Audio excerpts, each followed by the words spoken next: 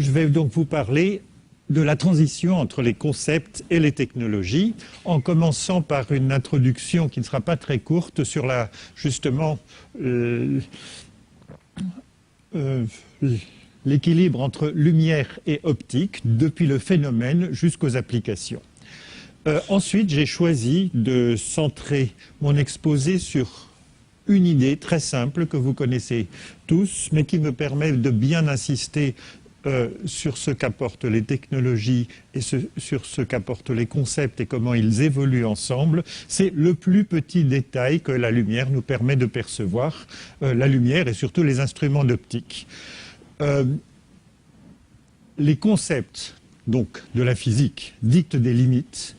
Les techniques permettent parfois de les atteindre, pas toujours, et parfois de les contourner. Alors ce n'est pas vrai, on ne contourne pas une limite dictée par un concept, mais on peut contourner leurs conditions d'application. Et nous en illustrerons un ou deux exemples. Des techniques, il s'en est développé tout au cours du XXe siècle et encore en ce début de XXIe siècle, une véritable foison en optique, et je ne peux pas être spécialiste de toutes ces techniques. Je vais très brièvement vous parler de travaux qui se développent actuellement dans mon groupe et qui sont liés au développement des technologies, mais je vais surtout vous mentionner toute une série de techniques pour lesquelles vous pourrez facilement, dans la très riche communauté française de l'optique, trouver des spécialistes bien meilleurs que moi. Donc j'aurai partiellement atteint mon objectif, en tout cas aujourd'hui, si je vous donne envie, et si je donne envie à M. Hernandez, d'organiser beaucoup d'autres séries de conférences sur les techniques optiques et tout ce qu'elles nous permettent de voir et d'atteindre aujourd'hui, ce sera pour un programme à long terme. Mon autre objectif dans cette présentation, c'est justement de trouver la transition entre la physique qui nous donne des concepts, de discuter ces concepts avec les mains. Il n'y aura pas d'équation, il y aura une équation que nous allons retourner dans tous les sens, et d'essayer de comprendre comment des phénomènes physiques simples dictent la limite de résolution des instruments d'optique. Ceci sera donc le centre de mon exposé. Ensuite, je ferai un parallèle entre la dimension spatiale avec le plus petit détail visible et la dimension temporelle avec le plus court, j'aurais dû dire court, là, le plus court intervalle de temps accessible à la lumière. Et puis, en dessert un petit peu, une petite conclusion sur... Non, ce ne sera pas une conclusion, un petit développement plutôt sur l'application de ces mêmes concepts aux télécommunications optiques telles qu'ils sont encore en train d'évoluer et que nous les utilisons tous les jours, en général sans le savoir. J'appuierai tout mon exposé sur une notion de base qui vous est sans doute familière mais que je ne détaillerai pas de façon technique, c'est la transformée de Fourier. Alors j'ai décidé de ne pas développer la transformée de Fourier, mais ceux d'entre vous qui la reconnaîtront ne se tromperont pas, bien entendu. Je ferai tous les raisonnements avec les mains. Quelques définitions d'abord. La lumière, c'est un phénomène naturel, sensible, source de sensation et objet d'étude. À partir du moment où c'est un objet d'étude, la lumière, c'est l'objet de l'optique. Par conséquent, l'optique, c'est une discipline scientifique, une partie de la physique, qui couvre les phénomènes physiques associés à la génération, la manipulation, la modulation, la transmission et la détection de la lumière. Tout ça, c'est une définition à laquelle un certain nombre de collègues et moi-même avons longtemps réfléchi, et c'est celle que j'aime adopter. Et ça couvre toutes les applications. Ce qui veut dire que l'optique est à la fois une branche de la physique, et puis, vous le savez par l'usage qui en est fait quotidiennement et en regardant les boutiques d'optique que vous trouverez au coin des rues, c'est un métier, c'est une profession qui est représentée par des commerçants qui nous proposent des lunettes de plus en plus perfectionnées, et puis par un certain nombre d'autres professionnels qui sont plutôt dans les télécommunications optiques. Donc c'est un véritable secteur de l'économie, d'où une certaine ambiguïté. Ambiguïté qui est renforcée par le fait que quand on fait des télécommunications optiques, on n'a pas bien l'impression d'avoir affaire à la même partie de la physique que quand on chausse sa paire de lunettes le matin. C'est pour ça que certains ont trouvé indispensable d'introduire des néologismes pour rendre justice à l'évolution de l'optique, surtout vers la fin du XXe siècle, et qu'on a vu fleurir des mots comme photonique et optronique. Alors je n'aime pas ça. Ça donne l'impression que c'est fini l'optique, que c'était une science du XIXe siècle et que maintenant on fait de la photonique. C'est pas vrai. On fait toujours de l'optique. J'ai pour ma part choisi de parler d'optique et je reconnais qu'il est parfois utile de faire ce parallèle entre l'aspect informationnel de l'électronique et l'aspect informationnel de l'optique et de prononcer donc ces néologismes dans le contexte surtout justement du traitement de l'information. L'optronique étant une variante que j'évite parce qu'elle a des significations différentes dans des sous-communautés différentes. Mais je m'en tiendrai là pour le vocabulaire. Un petit rappel sur les ordres de grandeur qui concernent la lumière, et d'abord la lumière visible.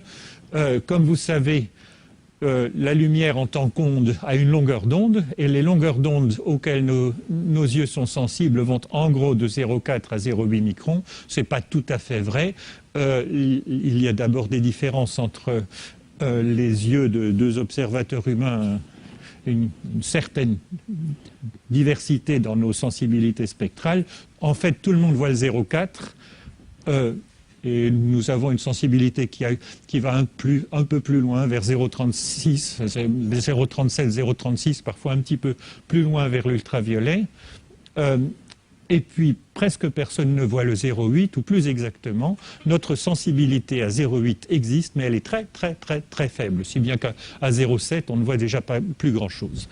Il nous sera utile de nous rappeler qu'en fait, dans un phénomène ondulatoire qui se propage, le phénomène de base, ce n'est pas la longueur d'onde, c'est la périodicité, et par conséquent de nous rappeler que la période qui correspond à 0,8 microns, c'est 375 THz, et par conséquent la période qui correspond à 0,4 micromètres, c'est 750 THz, le terahertz étant le million de millions de hertz, bien entendu. Et puis, il faut rappeler que tout cela, c'est-à-dire la partie visible du spectre, est en fait immergé dans un immense spectre des radiations électromagnétiques, des rayonnements électromagnétiques, spectre dont seule la sensibilité de l'œil humain donne une particularité à la lumière visible. Et les propriétés de la lumière, à part la sensibilité de l'œil humain dans l'infrarouge proche, sont exactement les mêmes. Dans l'ultraviolet, elles sont exactement les mêmes. Ma définition de la limite de l'optique est que tant qu'on utilise les mêmes concepts comme les interférences dont je vais beaucoup parler, la diffraction dont je vais beaucoup parler, la cohérence que je n'aurai pas le temps de développer beaucoup, on appelle ça de l'optique. Et ça s'arrête quelque part dans l'infrarouge lointain. Et puis ensuite, on parle de l'électronique ou des radiofréquences. Du côté de l'ultraviolet, des rayons X, et en allant plus loin vers les gamma, il n'y a pas vraiment de limite à l'optique, et on trouve toujours les phénomènes de base d'optique géométrique et de diffraction extrêmement loin dans les très très hautes énergies. Le fait que les phénomènes optiques auxquels nous nous intéressons dans le visible et autour du visible correspondent à des longueurs d'onde de l'ordre du micron, signifie qu'on aurait bien envie de les utiliser pour voir des détails de l'ordre du micromètre. Et par conséquent, ce sera le centre de mon exposé aujourd'hui. Le fait que les fréquences correspondantes, les centaines de terahertz, là, ce sont donc des 10 puissance 14 Hertz, font qu'on aurait aussi bien envie de savoir si on peut ausculter la dynamique temporelle de n'importe quel phénomène grâce à la lumière à l'échelle de la femtoseconde, donc 10 puissance moins 15 secondes. Alors encore un petit rappel sur les ordres de grandeur. En une seconde 300 000 km, je ne parle que d'ordre de grandeur, ça fait la distance Terre-Lune. Comme vous savez, en réalité, la distance Terre-Lune, c'est 400 000 km. Je ne suis pas à ça près pour les ordres de grandeur. En une milliseconde, on fait quelque chose comme Paris-Nancy. Si on va à la vitesse de la lumière, excusez-moi. Nous, quand on y va en TGV, c'est plus lent.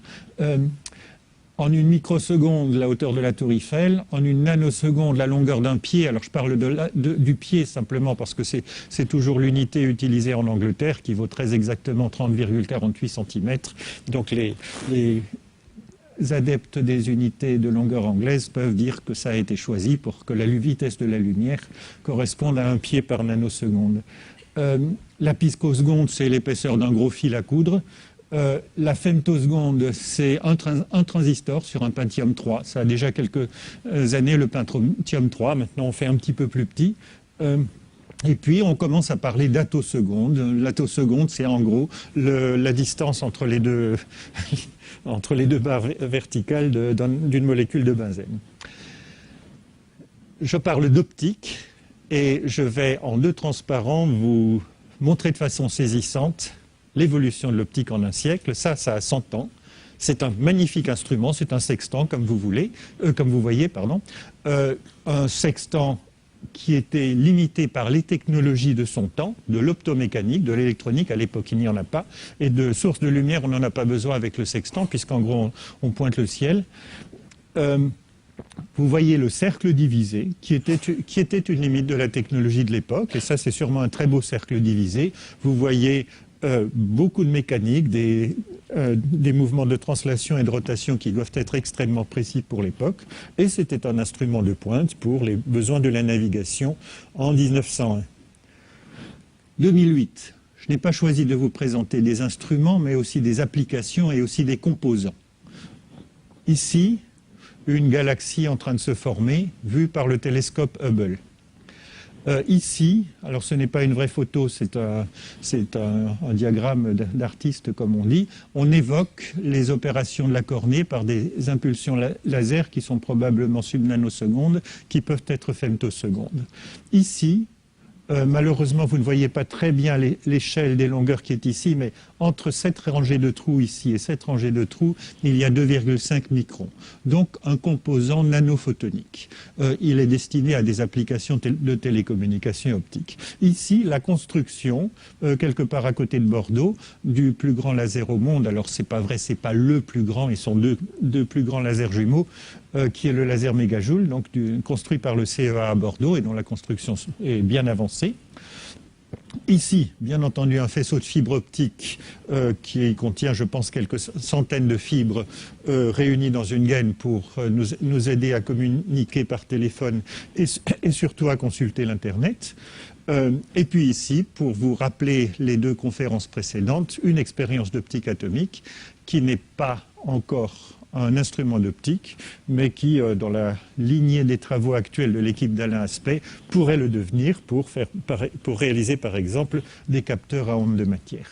Donc, ça a un tout petit peu changé par rapport à 1901, et c'est ce qui justifie la discussion qui vient maintenant.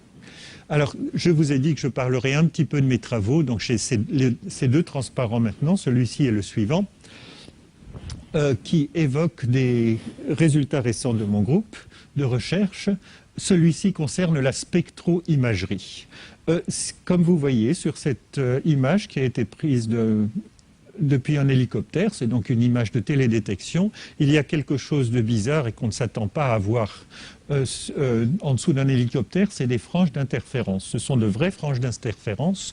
Elles sont comme, entre guillemets, peintes sur le paysage vu en dessous de l'hélicoptère. Et si elles sont peintes, c'est qu'on a effectivement, à côté de l'objectif qui prenait la photo ici,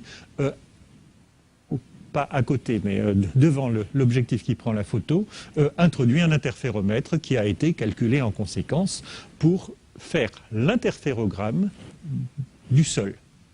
Cet interférogramme, ça correspond bien entendu à un spectre très large, puisqu'on est en lumière naturelle, à une cohérence extrêmement faible, pas nulle, puisqu'on arrive à voir des interférences, mais extrêmement faible. Il n'y a pas beaucoup de franges, cependant la qualité de la projection est assez bonne pour que vous puissiez voir à côté des 3 ou 4 franges noires bien visibles qui sont là, quelques franges timides qui se prolongent un petit peu vers la gauche, et ailleurs on ne les voit pas bien parce que c'est trop sombre, mais elles contiennent aussi de l'information. Cette information, c'est l'information sur la cohérence des interférences. Par conséquent, ce sont les informations sur le spectre du terrain qui était observé par l'interférogramme en question.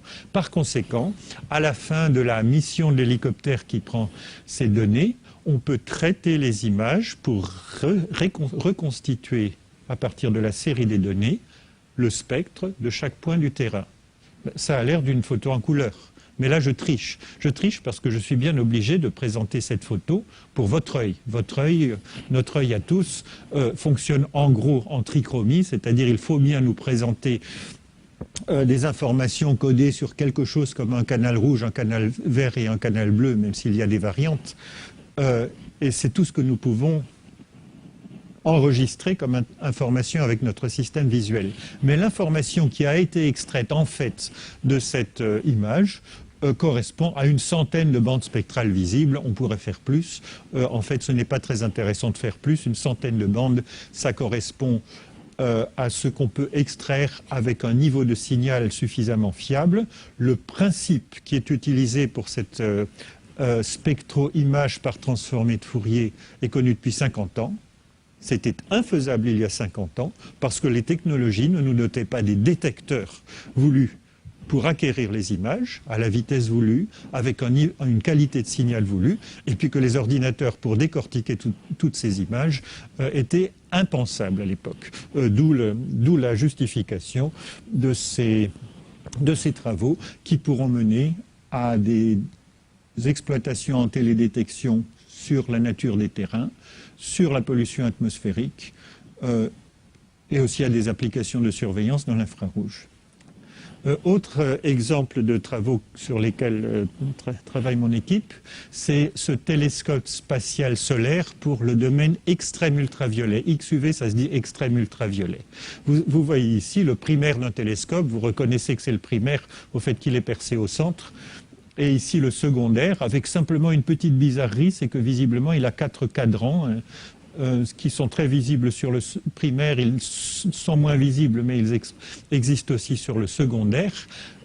Ces deux miroirs ont été assemblés pour faire un télescope que voici. Ce télescope a été placé dans des satellites et donc lancé par un lanceur par la NASA en 2006. Et nous avons eu la chance que le lancement réussisse bien et que depuis décembre 2006, ce satellite, en fait ils sont deux, ces deux satellites avec donc deux télescopes comme celui-ci, fournissent depuis des images du Soleil comme celle-ci. Alors, comme il y en a deux, ils regardent le Soleil sous des angles différents, et c'est pour ça qu'on appelle ça l'expérience stéréo. Mais peu importe, là, vous n'avez pas une vue stéréoscopique, vous avez une seule vue. L'originalité de cette vue, c'est que les 4 images du Soleil que voici sont en fausse couleur, puisqu'elles correspondent aux longueurs d'onde 17, 19, 28 et 30 nanomètres. Donc, on est un facteur 20, même un facteur 50 en dessous des longueurs d'onde du visible, d'où des techniques à mettre en œuvre, des précisions de fabrication des surfaces, des choix de matériaux pour déposer les miroirs complètement différents, complètement originaux, que nous avons décidé d'essayer de maîtriser. Et donc ce projet nous a été proposé par le CNES et la NASA. Et ça ouvre un nouveau champ par le progrès des technologies, avec des concepts qui, là encore, sont bien connus, puisque ça, c'est un télescope d'un schéma tout à fait patenté depuis, peut-être depuis 2 siècles. Ce qui a changé dans l'optique, et que je viens d'illustrer, mais que je vais décortiquer de beaucoup plus près maintenant, c'est la disponibilité de technologies. Avant tout, de très loin, le laser, bientôt 50 ans. Ensuite, la fibre optique, une quarantaine d'années, où les fibres optiques existaient avant, mais elles ont une très faible absorption depuis la mise au point de techniques de purification par Corning en 1970-71. Les micro- et nanotechnologies que malheureusement je n'aurai pas beaucoup le temps de développer aujourd'hui, mais qui ont un grand impact sur l'optique et réciproquement, ça j'aurai le temps d'en parler. L'ordinateur comme partout, parce qu'on sait acquérir des données, on sait modéliser des phénomènes et on sait traiter les données comme on ne pouvait pas penser à le faire autrefois, et quelques autres technologies comme celles que je viens de vous évoquer sur les 2 vues précédentes et comme d'autres que je vais évoquer par la suite. En parallèle, et c'est là-dessus que je vais insister maintenant, les concepts, c'est-à-dire notre compréhension des phénomènes de l'optique, les concepts ont mûri. Alors passons donc à cette question du plus petit détail visible. Le plus petit détail visible a une dimension qui est donnée depuis 1880 environ par ce qu'on appelle la limite de Rayleigh. La limite de Rayleigh utilise un phénomène qui est connu depuis 1832, qui est la forme de la tâche de diffraction par un instrument d'optique à pupille circulaire qu'on appelle la tâche d'Airy. Et la question que je vais examiner maintenant, c'est est-ce que la limite de Rayleigh et donc la tâche d'Airy constitue une véritable limite à la résolution des instruments d'optique ou est-ce que c'est un problème mal posé? Je vous induis déjà à deviner la solution, mais nous verrons que ça pose quand même un vrai problème de limite physique et j'illustrerai la façon dont aujourd'hui on sait s'approcher de ces limites sur deux cas très importants, la lithographie et l'astronomie. Et puis, quand il y a une limite physique, il y a forcément des physiciens qui se demandent si on peut la dépasser. Et en fait, ce n'est pas toujours comme ça que cela se passe. Par des voies détournées, on se rend compte qu'on arrive quand même à trouver des conditions où les limites ne s'appliquent pas. Je vais vous parler de microscopie par balayage, de microscopie non linéaire et de microscopie en champ proche, qui sont trois techniques pour carrément dépasser, c'est-à-dire contourner cette limite. Nous allons commencer par revenir sur le phénomène d'interférence, phénomène que vous connaissez bien depuis fort longtemps. Vous avez ici une jolie figure avec des bandes claires et des bandes sombres. Vous voyez une surmodulation par rapport aux bandes claires et aux bandes sombres sur cette image. J'en parlerai un petit peu tout à l'heure. C'est un phénomène de diffraction annexe. Ce qui m'intéresse, c'est de vous rappeler pour l'instant que quand deux faisceaux, disons deux faisceaux laser pour simplifier, que j'ai décidé de dessiner en jaune, je ne sais pas pourquoi, il n'y a pas de raison absolument contraignante. Quand ces deux faisceaux se croisent et qu'on a pris la peine de les collimater pour faire deux ondes planes qui font un angle alpha que vous voyez ici, eh bien à leur intersection se forment ces fameuses franges claires séparées de bandes noires avec un interfrange donné par l'expression qui sera ma seule équation que je vous ai déjà promis de décortiquer aujourd'hui, la longueur d'onde divisée par 2 sinus alpha sur 2, où alpha est l'angle qui est montré ici. Je considérerais que vous connaissez tous ça très bien, et je vais essayer de l'utiliser pour vous amener à réfléchir à la limite de résolution des instruments d'optique. Un petit cours d'abord, un petit rappel sur ce phénomène de diffraction par une lentille parfaite. Voici donc une lentille parfaite. Parfaite, ça veut dire qu'elle n'a pas d'aberration dans les conditions où elle est utilisée, ce qui est possible. Elle a une pupille circulaire de rayon R. Elle est éclairée par un point source et pour l'instant, nous ne nous interrogerons pas trop sur ce que c'est qu'un point source. C'est suffisamment petit pour qu'on n'arrive pas à en mesurer la taille et je vous demanderai d'admettre, c'est très nécessaire pour la suite du raisonnement, que le point source a pour propriété, c'est vraiment inhérent au fait que c'est un point, qu'il émet dans un angle très large. Combien large? Là, ce serait une question assez subtile. Il faudrait réexaminer le rayonnement du dipôle et puis peut-être des phénomènes un petit peu plus subtils que ça, mais en tout cas, il émet dans un angle très large et cet angle couvre largement notre petite lentille que voici. Il forme un point image au sens de l'optique géométrique, et comme ça n'a pas vraiment de sens d'imaginer que la lumière puisse se ramasser en un point, si on regarde d'assez près le fameux point, eh bien on trouve la tâche d'Airy, trouvée par M. Airy, astronome anglais au début du XIXe siècle, et dont on a su très peu après Airy lui-même, qu'il a un rayon donné par la fameuse formule 1,22 lambda d sur 2r. Je vous ai promis qu'il n'y aurait qu'une formule, mais je vais vous montrer que les deux formules sont la même en réalité. La tâche d'Airy, c'est en fait un disque brillant. Il n'est pas uniformément brillant, mais j'ai un petit peu forcé le contraste, si bien qu'il vous apparaît uniformément brillant. En fait, c'est une courbe qui descend gentiment à partir d'un maximum central pour atteindre 0 ici. Et puis, il y a des petits rebonds avec une petite recroissance de la lumière. Et le fameux 1,22 qui traîne dans tous les cours d'optique élémentaire et qui n'est d'ailleurs pas très important, mais qui est une sorte de signature de la tâche d'Airy, ce 1,22 vient de la valeur exacte de la distance entre le centre de l'image. Le centre de l'image, c'est le fameux point que l'optique géométrique n'arrive pas à faire, et le premier 0, l'endroit où pour la première fois, en s'écartant du centre, l'éclairement passe par 0. Alors 1,22 fois donc la longueur d'onde, fois la distance que voici, fois divisé par 2 fois le rayon de la lentille. Et vous avez bien entendu reconnu que l'angle entre les deux rayons extrêmes qui vont converger ici pour former l'image a quelque chose à voir avec l'angle alpha des interférences de tout à l'heure. Donc ça, c'est la limite de Rayleigh. J'y reviens tout de suite. Je vais d'abord vous rappeler un petit peu comment elle se forme.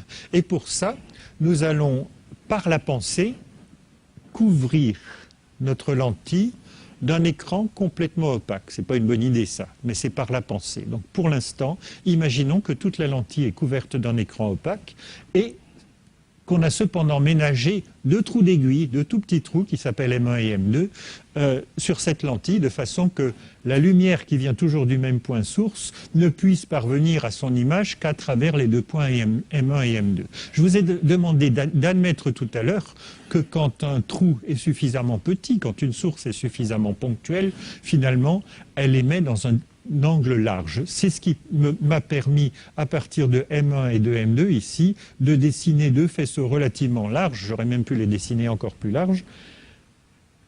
Ils se recouvrent ici, et s'ils se recouvrent, ils interfèrent. Ils interfèrent à condition que le point ici, qui a éclairé M1 et M2, soit suffisamment monochromatique. Ces interférences ont une direction, une orientation qui dépend de l'orientation du segment M1 M2 et elles ont bien entendu un interfrange, une période qui est donnée par le fameux lambda sur 2 sinus alpha sur 2 où l'angle alpha est cette fois-ci donné par l'angle défini par le point M1, le point image et le point M2. C'est le nouvel angle alpha. Il n'y a qu'à regarder sur la figure pour constater que l'angle alpha ne saurait être que plus petit que le précédent. Je vais revenir à la diapositive précédente. Il ne saurait être que plus petit que cet angle-ci, dont l'expression est exacte et arctangente de R sur D. Je n'ai pas marqué l'arctangente. Et nous allons nous placer pour un moment dans l'approximation des petits angles. Je n'en aurai pas besoin plus tard de cette approximation, mais pour l'instant, elle m'arrange. Vous voyez que le sinus alpha sur 2, je n'ai même pas besoin de l'approximation, excusez-moi. Le 2 sinus alpha sur 2 ne saurait être que plus petit que tangente alpha, et que 2 tangente alpha sur 2, en fait, et tangente alpha sur 2, je vous ai expliqué qu'il est nécessairement plus petit que R sur D. Par conséquent, j'affirme que l'interfrange de ces interférences formées par 2 points quelconques situés sur la lentille, cette interfrange est supérieure ou égale à lambda D sur 2R. Maintenant, enlevons ce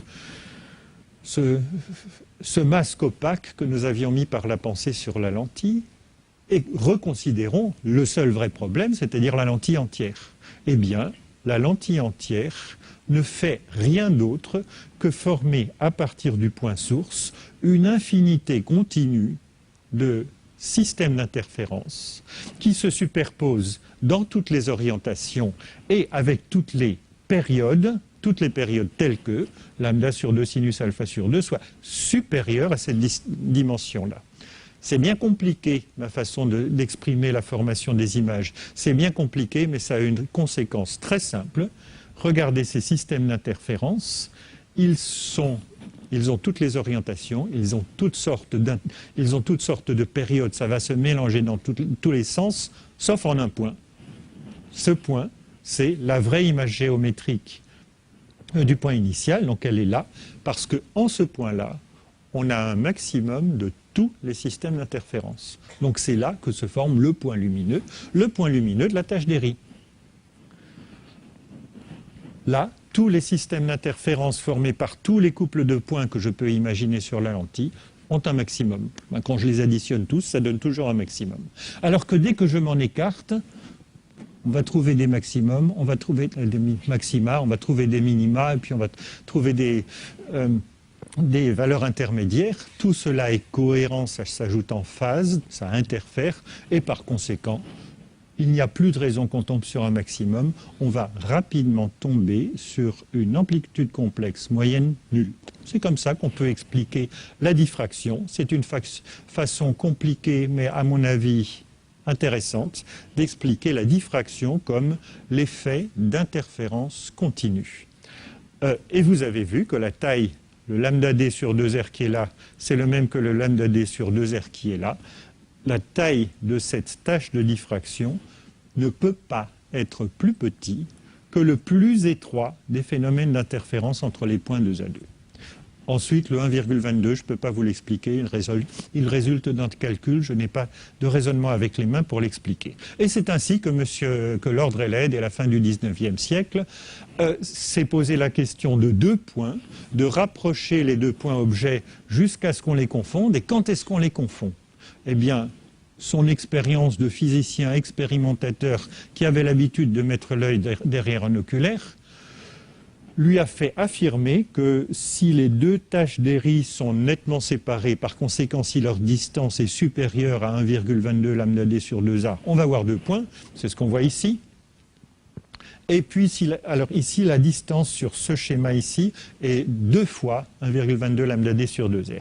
Ici, on est juste à ce qui s'appelle la limite de Rayleigh, c'est-à-dire lorsque la distance des 2 points est égale au rayon de la tâche d'Airy, 1,22 lambda d sur 2r. Et là, vous voyez, il y a encore un petit minimum qui se forme entre les 2 maxima, donc ça doit se voir à l'œil, ça. Un physicien exercé peut faire un petit peu mieux. Ici, on est à 0,8. Avec un petit peu d'habitude en regardant dans son microscope. Ici, on est à 0,8 fois la limite de Rayleigh. Et puis ici, on est à 0,5. Et pour vous convaincre que le 0,5, en fait, est encore résolu, 0,5 fois la limite de Rayleigh, j'ai superposé la courbe correspondant à 2 points dont la distance est 0,5 fois 1,22 lambda d sur 2r, et puis la tâche d'Airy toute seule. D'où la question évidente, mathématiquement, à partir de quelle distance entre 2 points peut-on dire que la somme de 2 tâches d'Airy est égale à une seule tâche d'Airy? Ben, je suis désolé, mais la réponse est triviale, c'est 0. Quand les 2 points sont confondus, ben, ils ne donnent plus qu'une seule tâche d'Airy. Et si faible que soit leur distance, il y a mathématiquement une différence entre l'image d'un seul point et l'image des 2 points. Ça, c'est mauvais pour le critère de Rayleigh. Alors, quelle est la vraie limite? Eh bien, d'une part, cette vraie limite existe, je vais vous l'expliquer. Et d'autre part, le problème tel qu'il a été posé par Lord Rayleigh n'est pas un problème bien posé au sens mathématique, c'est une limite concrète du physicien qui a l'œil derrière son oculaire et qui ne sait pas faire beaucoup mieux que la limite de Lord Rayleigh. On va bien poser le problème, et pour bien poser le problème, je vais faire appel à une technique qui s'est développée plutôt vers le milieu du XXe siècle, après le laser essentiellement, qui est l'holographie. Qu'est-ce que c'est qu'un hologramme? Un hologramme, c'est un objet que je vais imaginer placé devant notre lentille, la même lentille que tout à l'heure, que j'ai maintenant décidé de dessiner en coupe. Et l'objet que j'ai choisi, éclairé ici par une simple onde plane, c'est un interférogramme. Alors comment est-ce qu'un objet peut être un interférogramme? Pas difficile, vous prenez un interférogramme, vous le photographiez, il est donc là sur la photo, donc imaginez que cet objet est quelque chose comme une diapositive transparente, donc sur laquelle on a des franges noires et des franges brillantes qui sont inscrites. C'est exactement un hologramme. Si c'est exactement un hologramme, ça signifie que l'onde plane qui l'éclaire va être transformé par l'objet en cette figure d'interférence des 2 ondes planes inclinées, et par conséquent, la diffraction de la lumière derrière l'objet éclairé dans ce sens-là, eh bien, ça nous reconstitue cette onde plane-ci et cette onde plane-là, avec un angle alpha entre les 2 ondes planes, tel que, encore une fois, vous la connaissez par cœur maintenant, I égale lambda sur 2 sinus alpha sur 2, où I est l'interfrange.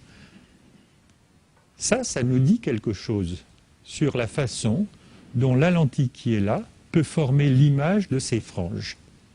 Cependant, vous avez remarqué, et je l'ai bien mis en évidence en dessinant cette figure, que la lentille est horriblement mal éclairée. L'essentiel de la lumière passe à côté. C'est pas comme ça qu'on fait un bon instrument d'optique. C'est comme ceci qu'on fait un bon instrument d'optique pour former une belle image de l'objet en question. Le voici, l'objet en question, mais cette fois-ci, au lieu de l'éclairer par une onde plane qui va baver de tous les côtés, on prend une première lentille, ça s'appelle un condenseur. Il est éclairé par un point source qui peut paraître, par exemple, être un laser, mais ça peut aussi être un petit trou au foyer d'une au foyer d'une lumière primaire. Ça peut simplement être une lampe spectrale, d'ailleurs. Et ce point éclaire le condenseur d'une façon telle qu'il converge, attention, il converge bien ici, mais j'ai dessiné par des pointillés la lumière qui continue après l'objet. Je l'ai dessiné par des pointillés parce que, comme on a dit tout à l'heure, dès l'objet, grâce à la périodicité de cet objet, la lumière est décomposée en deux faisceaux, un que vous voyez ici converger vers le haut en ce point-là de la lentille, un que vous voyez ici converger en bas de la lentille, et la lumière initiale qui convergeait ici au milieu n'existe plus. Ça, c'est un schéma classique d'éclairage d'un instrument d'optique. Ça s'appelle l'éclairage de Köhler, et c'est un bon éclairage. En microscopie, ça s'appelle l'éclairage de Köhler. C'est un bon éclairage pour former des images. À partir de là, vous voyez que l'objet périodique, éclairé de cette façon-là, n'envoie de la lumière sur notre bonne vieille lentille qu'en deux points. R connu, je l'ai déjà récité il y a 5 minutes, ces deux points forment des franges d'interférence. Ici, les voici ces franges d'interférence. Ces franges d'interférence, c'est évidemment l'image de l'objet. Et ça veut dire quelque chose de très simple. Ça veut dire que si je choisis maintenant un objet plus fin, un objet à périodicité plus fine, plus petite, une périodicité plus petite, ça veut dire un angle alpha plus grand. Eh bien, au-delà d'un certain angle alpha, le faisceau qui va vers le haut tombera à côté de la lentille parce qu'il passe trop haut, le faisceau qui passe vers le bas passe trop bas, et la lentille ne reçoit plus rien. Et c'est tout bête et tout simple, mais la vraie limite de résolution de l'instrument d'optique se mesure en périodicité de l'objet périodique le plus petit que cette lentille-là, cette lentille particulière peut voir, c'est-à-dire qu'elle reçoit sa lumière dans les conditions qui sont marquées là. Ici, elle les reçoit, l'interférence n'est pas trop fine. Ici, elle ne les reçoit pas, l'interférence est trop fine. On a perdu cette périodicité.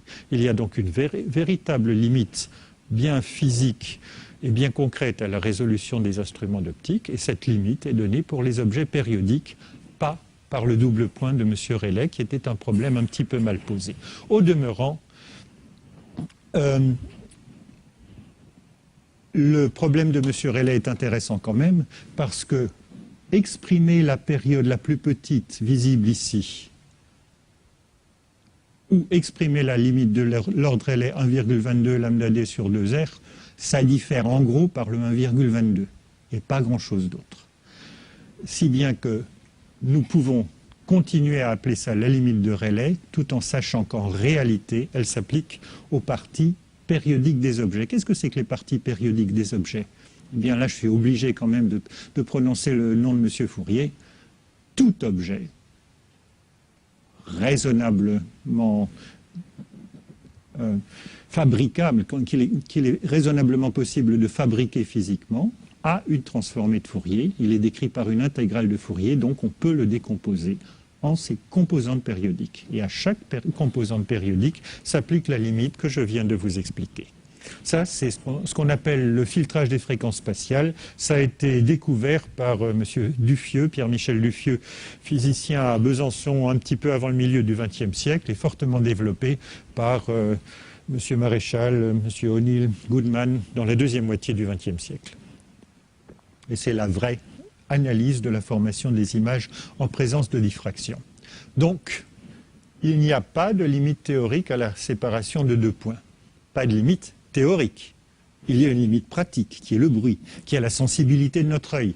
Si notre œil n'est pas assez sensible, on va augmenter la puissance de la lumière. Mais alors nous allons être éblouis. Donc vous voyez, il y a des conditions pratiques qui se mélangent à l'analyse théorique que je viens d'esquisser. Et ces questions pratiques, ça se traduit sur tous les détecteurs par le bruit du détecteur en question. L'œil, c'est un détecteur très compliqué. Pensons à un détecteur physique. Une plaque photographique, pas très simple non plus. Une caméra, ou plus exactement une matrice de photodiode, ça c'est bien maîtrisé. Ça a différentes sortes de bruits de nature électronique. Et puis ça a un bruit fondamental qui est le bruit de photons. On ne peut pas empêcher que l'interaction entre la lumière qui arrive et le détecteur se fasse photon par photon. Et il y a des travaux récents de l'équipe de Claude Fabre à l'École normale supérieure et de Mikhail Kolobov à l'Université de Lille qui contrôlent le débit des photons exactement de la même façon qu'Alain Aspect, il y a 15 jours, vous a parlé d'émission de photons à la demande. En contrôlant correctement l'émission des photons, ils arrivent à gagner en sensibilité. Le mot sensibilité n'était pas à sa place. Ils arrivent à gagner en séparation de 2 points et surtout en exactitude dans la mesure de la séparation de 2 points. Par conséquent, il existe une limite pratique, c'est le bruit. Comme vous voyez, ce bruit lié à l'arrivée des photons est donc lié surtout au niveau de lumière que l'on détecte, puisque plus il y a de lumière et plus l'importance relative du bruit de photons est petite. Et puis on peut faire de la très jolie optique quantique avec cette idée-là. En pratique, la technologie a permis d'atteindre cette limite de Rayleigh, ou proche de la limite de Rayleigh, que je viens de vous commenter pendant 10 minutes, dans des cas très intéressants auxquels je voudrais me consacrer pendant 5 ou 10 minutes, et qui sont des cas nouveaux. Ce sont des cas où la limite de Rayleigh n'était pas accessible et où elle devient essentielle, et où des progrès très récents nous permettent vraiment de pousser la limite des instruments d'optique à des niveaux auxquels on ne pensait pas. Le premier cas que je commenterai, c'est la lithographie, ou plus exactement la microlithographie. Je ne sais jamais s'il y a un H ou pas d'H à lithographie, mais tant pis, là j'en ai mis un. La lithographie, c'est la technique notamment par laquelle les fabricants de composants électroniques reproduisent nos puces d'ordinateur. Marché énorme, technique extrêmement coûteuse, parce que fabriquer une usine qui va, construire une usine qui va fabriquer des puces d'ordinateur, c'est des investissements gigantesques, et les quelques industriels qui sont dans la course depuis 20 ou 30 ou 40 ans s'efforcent toujours de réduire la taille des transistors pour mettre plus de transistors sur la puce.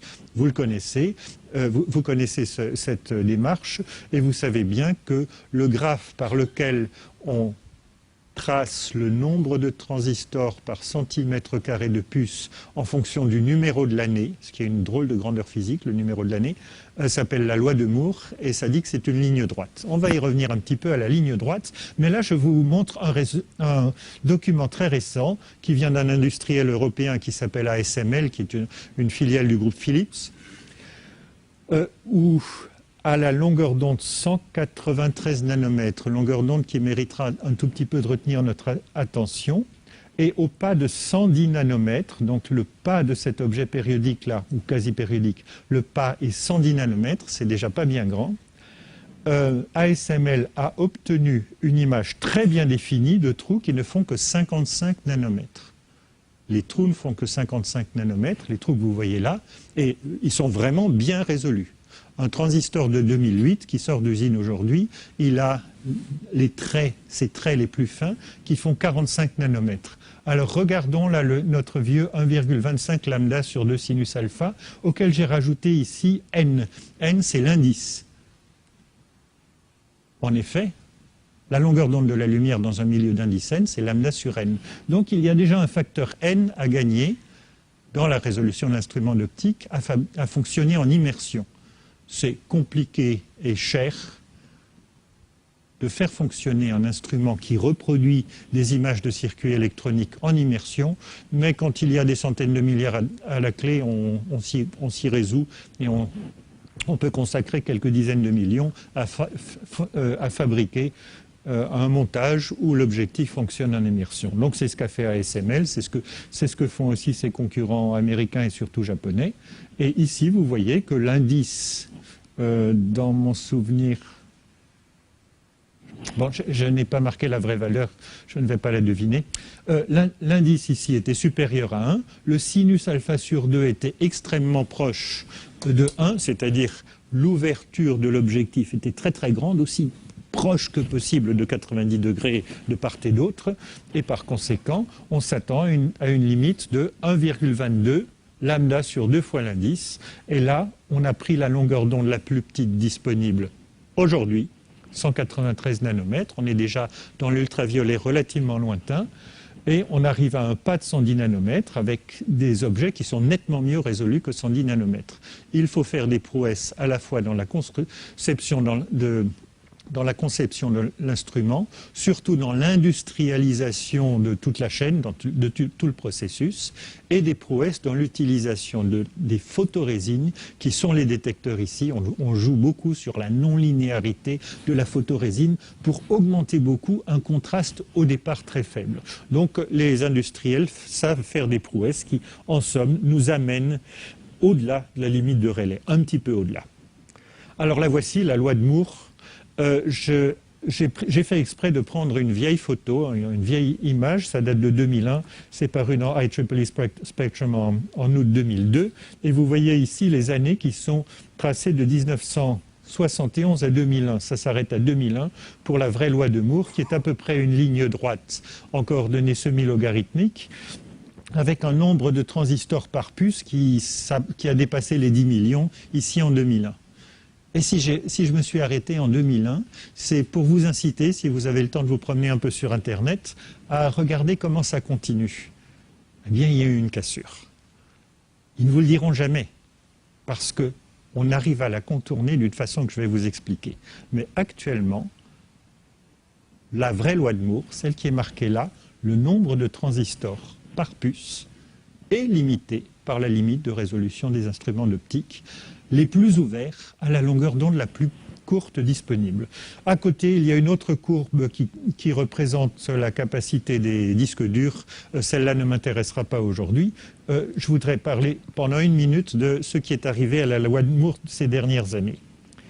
Il est intolérable pour nos attentes à nous tous qui avons envie que notre service Internet soit le plus performant possible, que notre ordinateur ne passe pas son temps à ramer à chaque démarrage ou à chaque fois qu'il a un petit ennui, qui avons envie que la météo qui nous est donnée tous les soirs soit de plus en plus précise et qui avons des tas de besoins de traitement d'image médicale, pour ne citer que quelques exemples bien connus, il nous est intolérable de dire que cette loi va s'arrêter. Et les dessinateurs, les électroniciens qui dessinent les circuits électroniques ont plus d'un tour dans leur sac, ils ont une ingéniosité considérable. Par conséquent, quand la physique dit « moi je vais avoir du mal à aller plus loin sur la loi de Moore », on change la définition de la loi de Moore. La définition de la loi de Moore, ça devient des opérations par seconde. Ça consiste à mettre 2 circuits les uns à côté des autres, et on fait des dual-cores ou des quadricores, je ne sais plus comment ça, quadricores ou tétracores, enfin bon, des ordinateurs à plusieurs circuits dont la puissance continue d'augmenter. Mais elle n'augmente presque plus, je schématise un tout petit peu, hein. Elle augmente encore un petit peu, mais presque plus, par la diminution, excusez-moi, par la diminution de la taille des transistors. Elle continue d'augmenter depuis 3 ou 4 ans environ, parce que les concepteurs de circuits électroniques ont plus d'un tour dans leur sac et ont encore une réserve d'ingéniosité qui continue de fonctionner et de produire. Mais regardez bien les dernières performances publiées par Intel, par exemple, et vous voyez qu'elle s'est infléchie déjà, la loi de Moore. Et comme je vous disais, c'est intolérable. Nous ne pouvons pas envisager que ça continue longtemps, parce que quand même, en faisant des circuits électroniques de plus en plus ingénieux, de plus en plus compliqués, avec des réseaux d'interconnexion de plus en plus pénalisants. Amener des interconnexions sur un transistor, c'est la vraie limite pratique de la puissance des ordinateurs aujourd'hui. On ne va pas pouvoir continuer tellement longtemps comme ça. Par conséquent, quelques physiciens un petit peu fous. Aujourd'hui, les industriels de l'électronique les considèrent comme un petit peu fous.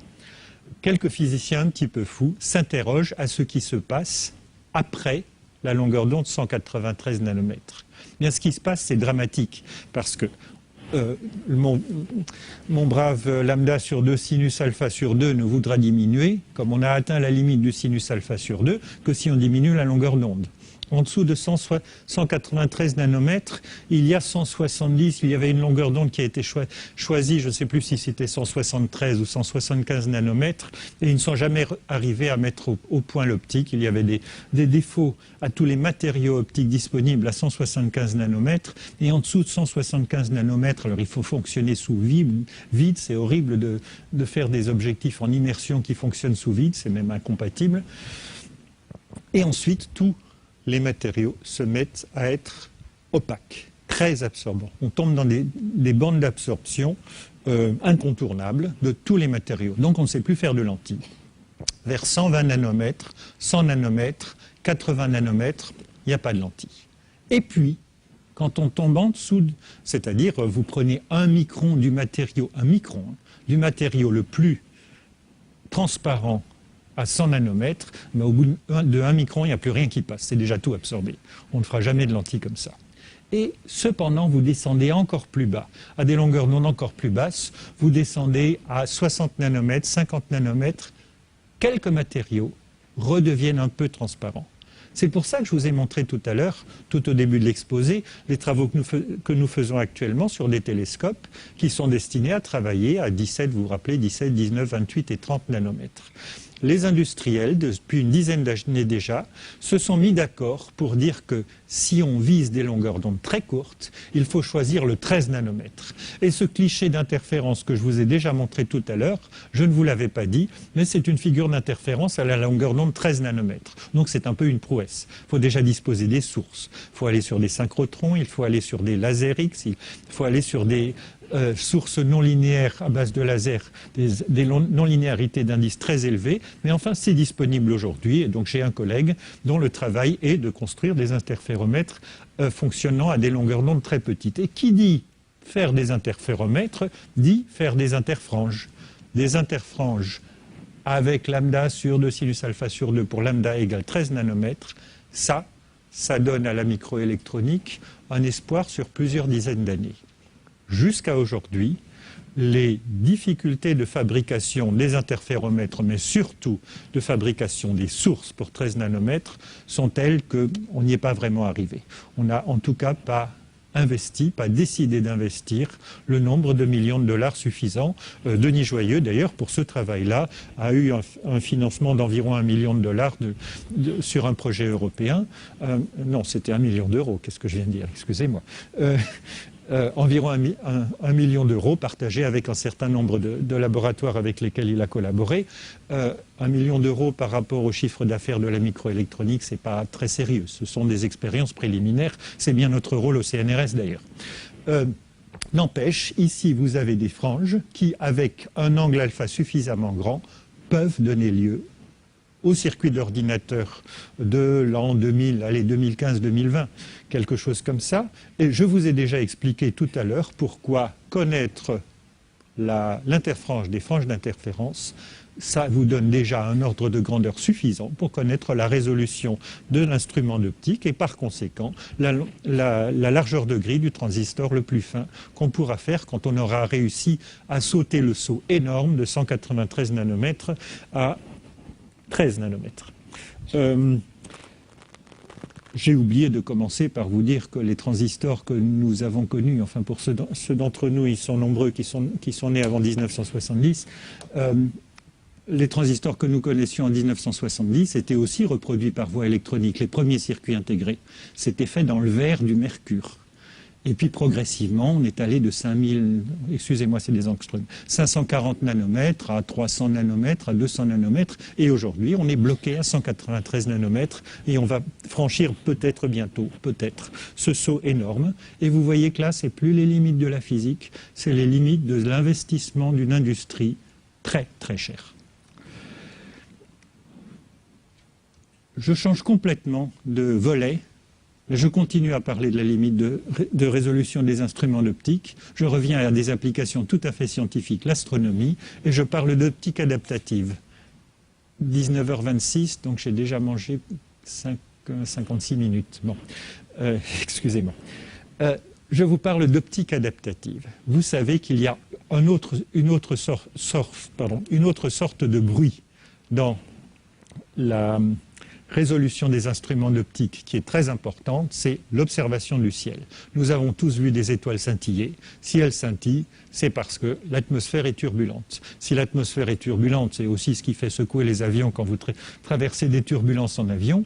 C'est parce que les lois de l'hydrodynamique dictent des granularités d'ondes de pression à peu près toutes les échelles dans l'atmosphère, et par conséquent l'indice de l'air dans l'atmosphère, même en l'absence parfaite de nuages, est une fonction aléatoire. Cette fonction aléatoire fait que l'onde plane qui vient d'une étoile bien lointaine, ce n'est pas une onde plane, c'est une onde sphérique. Elle est centrée sur l'étoile là-bas, là-bas, là-bas. Oui, l'étoile est à quelques années ou milliers d'années-lumière. On peut dire que c'est une onde plane à l'échelle qui nous intéresse. Donc l'onde plane qui arrive là sur l'atmosphère, pendant les quelques microsecondes qu'elle va traverser l'atmosphère, va se trouver complètement bouleversée parce que l'atmosphère est turbulente. Et quand nous regardons l'étoile, ce n'est plus une onde plane qui arrive sur notre œil, c'est une onde complètement chahutée que la personne qui a dessiné ce front d'onde déformé a idéalisé. En fait, c'est beaucoup plus chahuté que ça. C'est une vraie fonction aléatoire. Par conséquent, l'image est très mauvaise. Quand je dis qu'à l'échelle de notre œil, c'est plus une onde plane, c'est pas tout à fait vrai. L'échelle de granularité de l'atmosphère, quand la lumière venant de l'étoile l'a traversée, est plus grande que la pupille de notre œil. Mais elle est beaucoup plus petite que la pupille d'un télescope. Un bon télescope d'amateur, allez, une lunette peut avoir une pupille de 10 cm ou 12 cm, c'est déjà limité par la turbulence atmosphérique. Comme vous savez, on fait aujourd'hui des télescopes qui ont une dizaine de mètres de diamètre, et on les associe en couple ou en multiples de télescopes qui au total recouvrent des pupilles beaucoup plus importantes. C'est complètement limité par la turbulence atmosphérique. Eh bien, depuis quelques dizaines d'années, avec beaucoup d'ordinateurs, et là encore la puissance de l'ordinateur est essentielle, avec des technologies qui ont été développées spécialement pour ça, savent d'une part mesurer la forme actuelle de l'atmosphère et d'autre part déformer un miroir pour compenser exactement la forme actuelle de l'atmosphère, de façon à transformer cette dégoûtante image d'étoile en ces deux images bien résolues. Et alors qu'est-ce que c'est là? Si vous regardez ce nuage qui est ce que les astronomes obtenaient depuis qu'ils savent faire de grands miroirs bien polis, ça fait une bonne centaine d'années, jusqu'à ces toutes dernières années, jusqu'aux années 1980 à peu près, et encore c'est en plein progrès actuellement, eh bien dire si ceci est une étoile ou une étoile double ou une étoile triple, c'est impossible. Si vous savez corriger la forme de l'atmosphère par l'optique adaptative, vous voyez que c'était une étoile triple en fait. Deux composantes presque égales et puis un petit frère là en bas à droite. Cette technique est devenue incontournable. Tous les grands astronomes, tous les grands observatoires en sont aujourd'hui munis. Et vous voyez sur cet exemple-là qu'on n'a peut-être pas tout à fait atteint la limite de Rayleigh à travers l'atmosphère, ce qui est un très beau défi.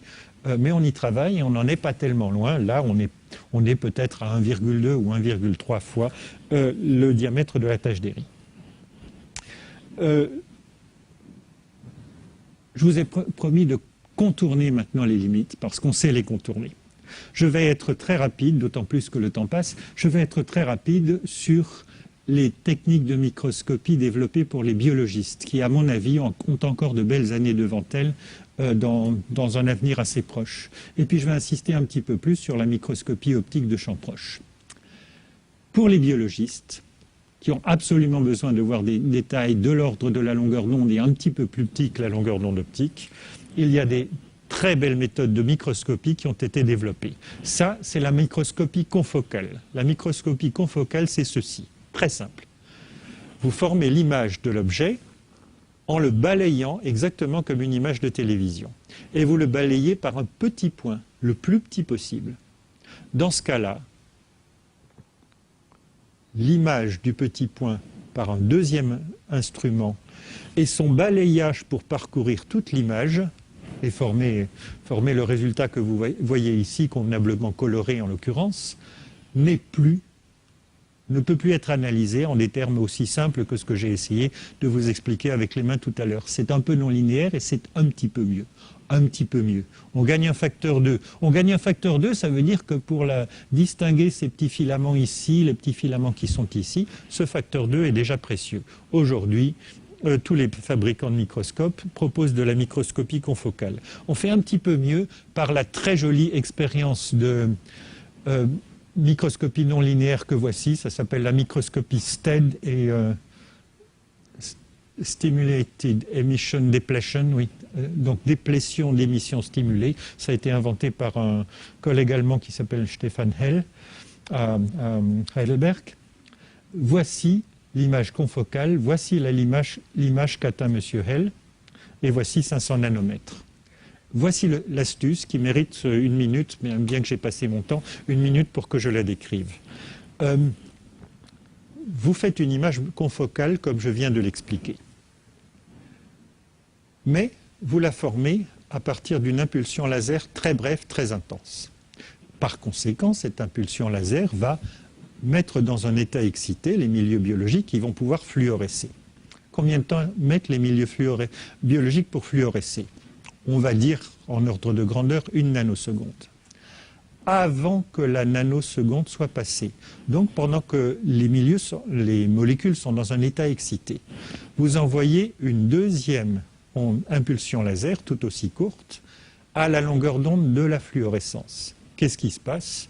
Depuis M. Einstein 1916, on sait qu'il se passe l'émission stimulée. Vous stimulez l'émission de la fluorescence. Et toutes les molécules retombent en même temps.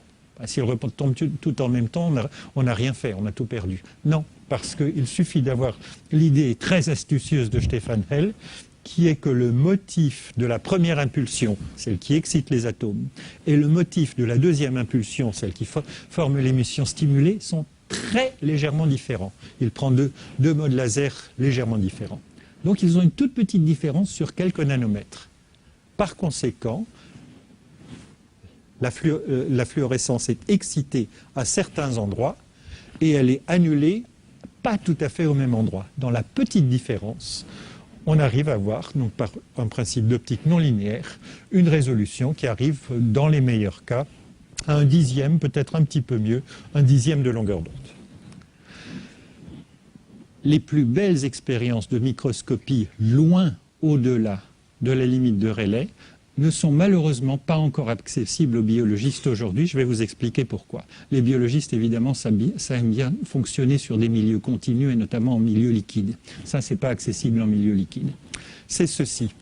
Vous vous souvenez de la discussion sur la période la plus petite. Et je vous ai déjà dit qu'on a atteint le sinus alpha égale 1 ou peut-être 0,99. Très très près de 1.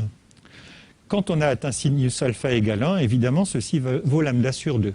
Alors, qu'est-ce qui arrive si l'objet a une période plus petite que lambda sur 2? Est-ce que la lumière qui l'éclaire voit l'objet ou elle ne voit pas l'objet? Évidemment qu'elle voit l'objet. Dire que la lumière voit, ça ne veut rien dire, mais vous avez compris. Comment se comporte-t-elle en présence de l'objet? Eh bien, elle diffracte des ondes évanescentes.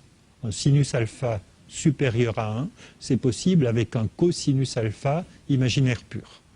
Le cosinus alpha imaginaire pur dit que la lumière ne va plus se propager suivant l'axe, là, elle va être exponentiellement atténuée, sur une distance très très très courte. Ça signifie que sur des nanomètres, à proximité d'un objet très fin, on a par voie optique toute la résolution qui est perdue si on laisse la lumière se propager. Ça, moi, quand j'étais un jeune physicien ou opticien, je ne l'aurais pas cru. C'était bête, j'étais intellectuellement un petit peu aveugle de ne pas y penser parce que j'étais trop habitué à ce qu'on m'explique des histoires sur les limites de la résolution d'optique de M. Rayleigh et du filtrage des fréquences spatiales, et je pensais que lambda sur 2 était une limite dure. Ce n'est pas vrai. Si on ne laisse pas la lumière se propager et qu'on va l'ausculter tout près de l'objet, ce qui est malheureusement impossible en biologie. Si on va l'ausculter tout près, on va chatouiller, on va aller mesurer les ondes évanescentes et il n'y a plus de limite théorique. Il y a une limite? Oui, le bruit comme d'habitude.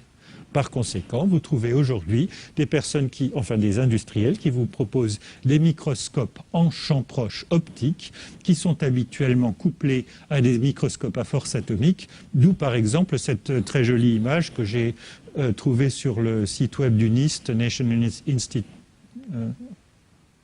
C'est l'Institut américain de normalisation et de métrologie.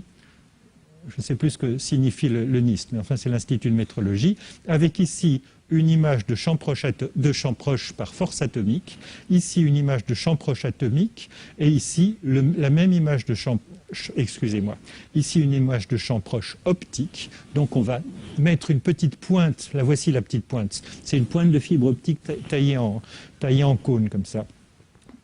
Et qui va ausculter tout près de l'objet. L'objet, c'était une préparation à base de polymère, donc c'est de la chimie solide et non pas liquide.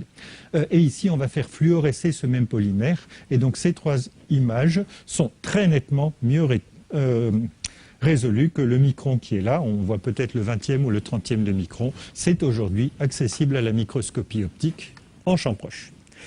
J'ai été beaucoup trop bavard, il va falloir que je vous passe mon incursion dans le domaine temporel. Je crois qu'il faut absolument que je vous laisse poser quelques questions. Vous me poserez des questions, si vous voulez, sur les longueurs d'onde, sur les durées d'impulsion les plus courtes, sur la façon dont ces impulsions les plus courtes mènent aux mesures les plus précises de fréquence et en somme indirectement de longueur actuellement disponible, prix Nobel de physique 2005.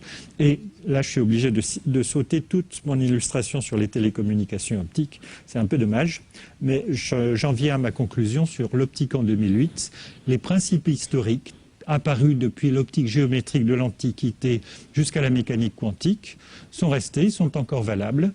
On a ajouté de nouveaux outils issus de la recherche fondamentale, mais qui sont devenus des instruments très pratiques, le laser sous ses myriades de formes, la fibre optique pour les télécoms, les technologies micro et nano, dont je n'ai malheureusement pas eu le temps d'évoquer vraiment l'application à l'optique, et l'optique a été métamorphosée dans ces technologies et jusqu'au bouleversement de certains concepts qu'on avait interprétés de façon un petit peu trop rudimentaire et qu'on comprend beaucoup mieux aujourd'hui.